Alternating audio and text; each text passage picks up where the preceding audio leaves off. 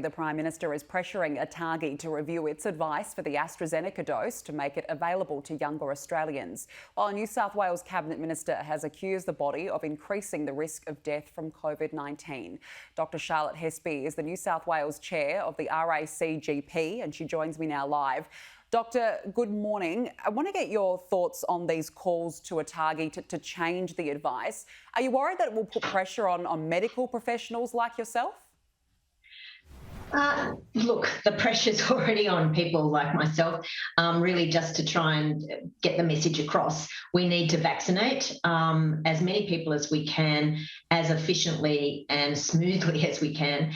And the ATAGI guidelines have really not helped in the messaging because they've been sort of fairly rigid and not encouraging of people to understand what each of the vaccines offers them and why. So do you think that ATAGI needs to come out now with a clearer set of guidelines? It'd certainly be helpful. I'm not on the ATAGI group. I know that they've done their best, but for me and for my fellow GP colleagues, it does make it difficult when it's a very vague message. And certainly in New South Wales, we have Dr Kerry Chant, who's right at the coal front line, seeing the numbers and the unnecessary increase in infections in vulnerable people. And she and I'm with her, really want people to understand that being vaccinated is a benefit. It will protect you and will really help us get this sort of current surge in infections under control. And Dr Kerry Chant has been quite on the front foot encouraging under 40s, particularly those who live in hotspot areas, to get the AstraZeneca vaccine. Are you finding that there has been a take-up since that call was made? Yeah, we've certainly got a large number of people under 40 coming and having conversations with us. I think, again, it's hard because the guidelines from the authorities have been a little bit vague, and then it leaves us, as in the GP position, trying to help people make that decision for themselves. I'm very much wanting people to understand that the AstraZeneca is a very good vaccine. Yes, it has a risk, but it's a manageable risk in terms of the TTS. And the risk of the infection at the moment is definitely a lot bigger than the risk of being vaccinated. So you sort of have to say, look, it's a 0.0002% of you getting something going wrong. And when you sort of think about those numbers, it makes a little bit more sense than thinking, oh gosh, I'm more likely to get a side effect from the vaccine than I am from just sitting and waiting.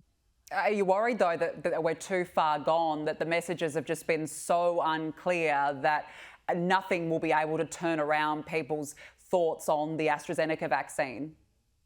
Look, there's certainly that's in play, but I think that people are starting to understand that the current Delta virus is a different one from last year.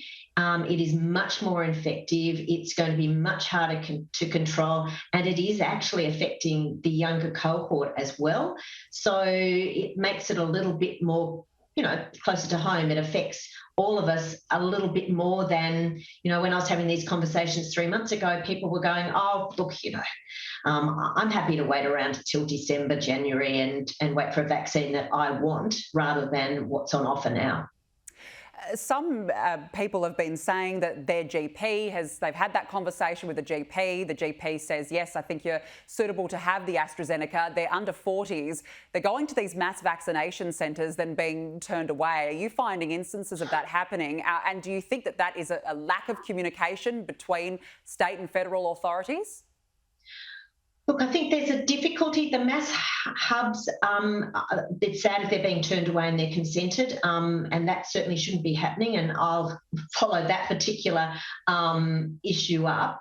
But yes, because of the whole communication has not been good, let's put it that way. Certainly in my own practice, with all the GPs are fully aware that if someone is consented, it's absolutely fine to go ahead with being vaccinated. I think it's hard for the people who are doing the vaccine themselves if they don't understand, if people have had that conversation. So sometimes there's that sort of missing link between wanting to make sure everybody really understands what's going on versus just just getting on with it. And I think we have to stop being a little bit so paternalistic and let people make a choice for themselves and then enable them to have that done as quickly and efficiently as possible.